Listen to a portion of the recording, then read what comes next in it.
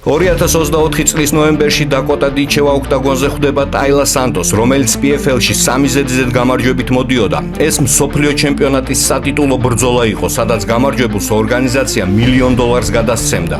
ტაილამ ბრძოლის წინ განაცხადა, რომ ბარბის ადგილი პოდიუმზეა, აქ მას არაფერი ესაქმება. პირველივე რაუნდში ყველა მიხვდა თუ როგორ დამთავრდებოდა ეს ბრძოლა. დიჩევამ დაღეჭა თავისი ოპონენტი, ეს რაუნდი ბრიტანელის სრული დომინაციით დასრულდა. ამ გოგოს ჩხუბის ყურება არასოდეს მოგბეზდება.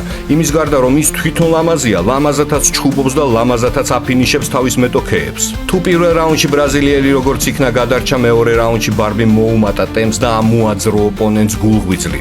დაკოტა დიჩევა გახდა მსოფლიო ჩემპიონი PFL-ის ორგანიზაციაში, ჩაიკეცა $1 მილიონი ჯიბეში და იქვე წაისვა პომადა. ეთყობა იჩქარებოდა ან პოდიუმზე, ან პაემაზე.